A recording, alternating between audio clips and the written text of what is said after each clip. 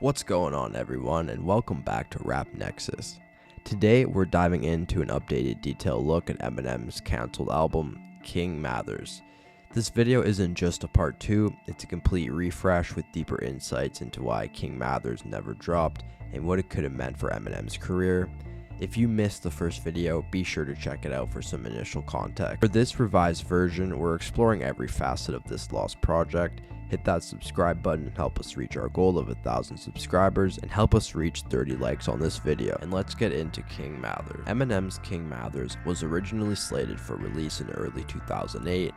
After Encore, expectations were high for his next major project. This period was crucial as Eminem's career had reached a pivotal moment. Fans and critics were curious about the direction he would take following the mixed reception of Encore. The anticipation was fueled by rumors and leaks, suggesting that King Mathers would feature a new redefined sound. However, this anticipation was overshadowed by Eminem's personal struggles, which began to affect his professional life significantly. One of the most intriguing aspects of King Mathers is the rumored track list that has circulated among fans. Although the album never saw the light of day, those tracks have taken a life of their own, with some being leaked or reworked into later projects. Here's what the King Mathers track list might have looked like. Track 1 would be the King Mathers intro. Track 2, Careful What You Wish For. Track 3, I Get Money remix. Track 4, Everything I Do. Track 5, Cut Back. Track 6 would be 50 Ways. 7 would be a Paul skit. 8 would be Balling Uncontrollably. 9 would be Syllables, featuring Jay-Z, Dr. Dre, Cassius, 50 Cent, and Stat Quo. Track 10 would be Gimme the Ball. 11 would be The Apple. 12 would be Difficult, featuring Obi Trice. 13 would be Hip Hop. 14 would be It's Been Real, and the last track, which would be a bonus track, would be Goat. The recording of King Mathers was not a smooth process at all. It was heavily influenced by Eminem's addiction. The album began taking shape in 2006, a period when Eminem was reportedly struggling with severe substance abuse. Instead of creating a focused project, the recording sessions became a reflection of the chaos in his life. Eminem's deteriorating state was evident even in the music. Tracks from this era often felt fragmented and disjointed. There were glimpses of potential, but the overall quality was inconsistent. It's comparable to trying to build a structure on an unstable foundation. The end result is shaky and unreliable. While some songs did showcase Eminem's lyrical ability, they were overshadowed by the lack of cohesion and the evident struggles he was experiencing.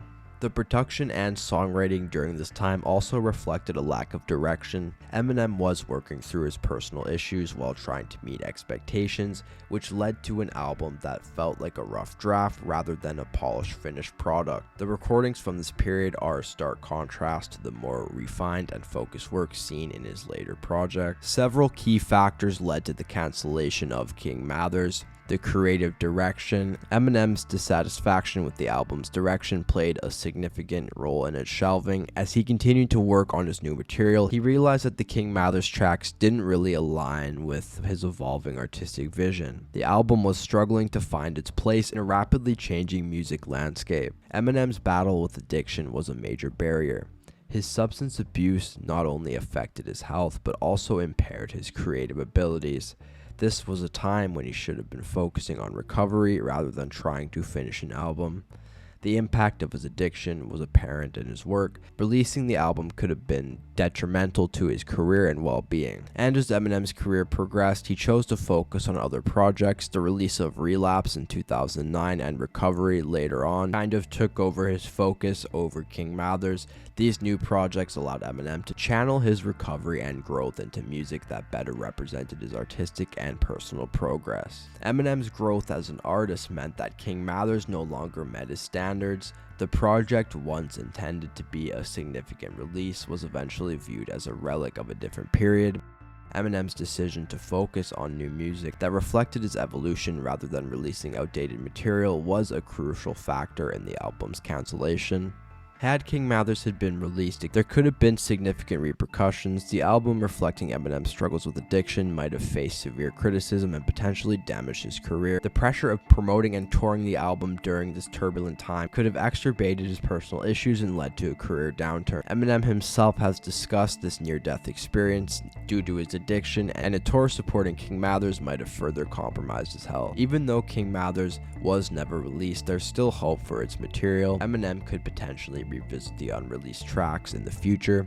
Fans often speculate about a possible compilation of scrap songs or leaks from the King Mathers era. While the album itself remains a lost project, the idea of hearing some of those tracks could provide insight into what might have been. In the meantime, it's worth celebrating the music that followed Eminem's recovery. Relapse and Recovery marked somewhat of a return to form, showcasing his ability to overcome personal challenges. The journey from the troubled period of King Mathers to these later successes highlights Eminem's resilience and growth as an artist. So of course there are other versions of the track list of King Mathers, especially considering that Eminem's albums are usually around 20 tracks.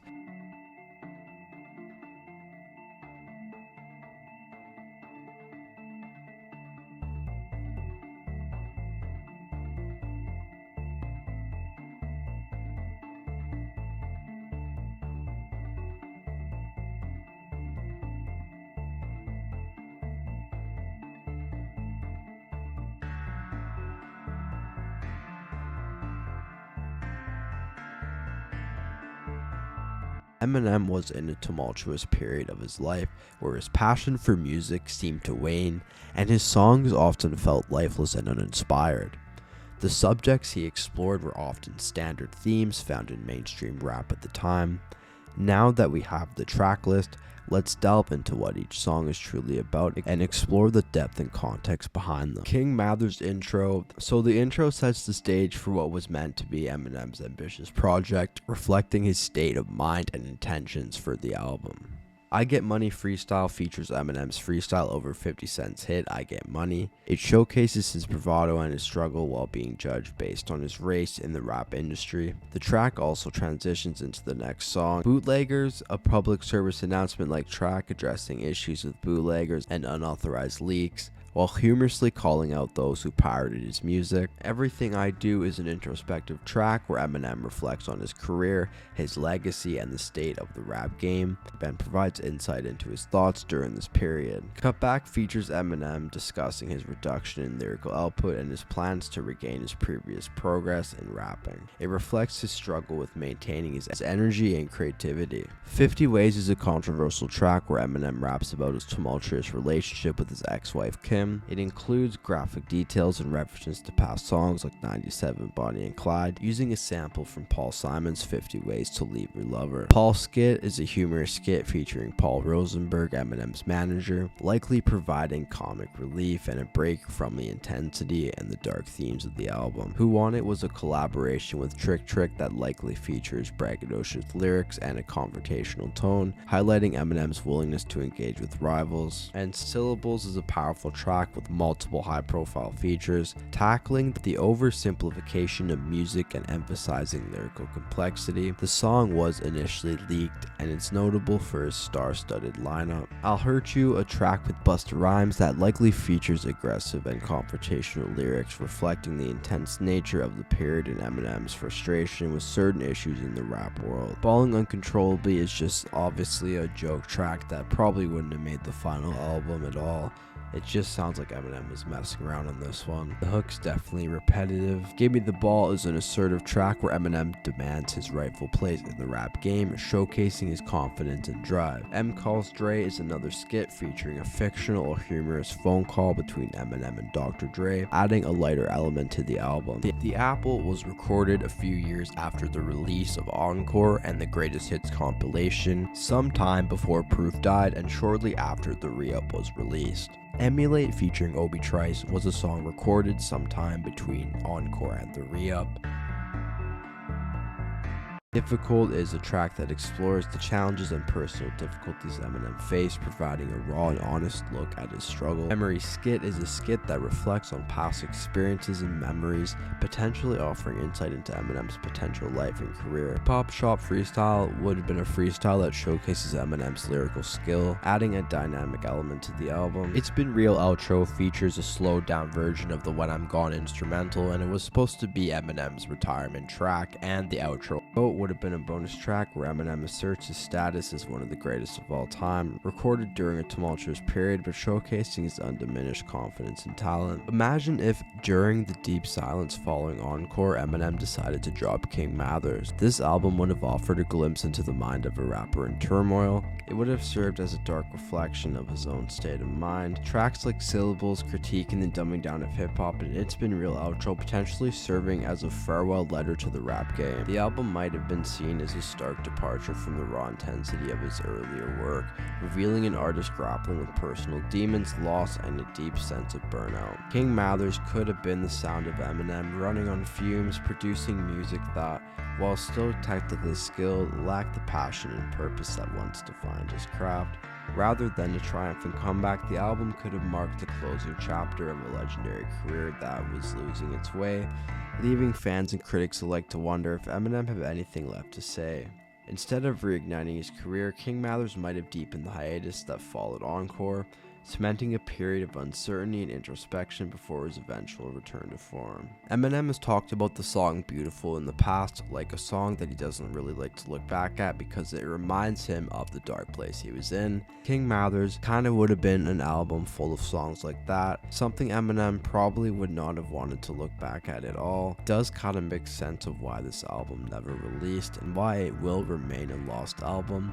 All we can really do is piece together the track list we have. It's unknown if any more leaks will come out or how many songs that ended up on future projects were supposed to be on King Mathers. It sounded like it would have sounded like Encore the most out of all the other Eminem albums. In such a bad state when recording this album, but it definitely wouldn't have matched the rest of his work. Even the other albums recently that some people might not like, there definitely would have been higher quality than King Mathers. From the songs that we heard, even though I do like them myself, I can definitely see how some people would say that they're low quality, and Eminem definitely wasn't at his best. The subject matter and just the stuff he's rapping about definitely seem pretty lifeless and empty compared to some of his other music. There's still something nostalgic about this album though, and hopefully we still do get to hear it one day if more tracks come out. Beautiful is probably the closest we'll ever get to hear on like an officially released Eminem song and what Eminem would have sounded like on King Mathers. It's clear that this project would have been more than just another entry in Eminem's discography. It would have been a window into one of the most challenging periods of his life. The tracks we've explored give us a glimpse of an artist grappling with his identity, fame, and the personal demons that almost consumed him. Whether it would have been a triumph return or a somber farewell, King Mathers represents a pivotal moment in Eminem's career. It's an album that exists in the what ifs and could have beens, forever etched in the memories of fans who wonder how different things might have been. But perhaps the beauty of King Mathers lies in its mystery. The very fact that it was never officially released allows us to imagine what it could have meant for Eminem and for all of us who grew up with his music. It's a reminder that of the highs and lows that come with being a fan, and the bittersweet reality that even our heroes face struggles that don't always have a perfect end. So as we close the book on King Mathers, let's appreciate the journey we've been taking through this almost lost chapter of hip-hop history. Because in the end, it's not just about the music that was made, it's about the stories that could have been told and the legacy that continues to inspire us even in its absence.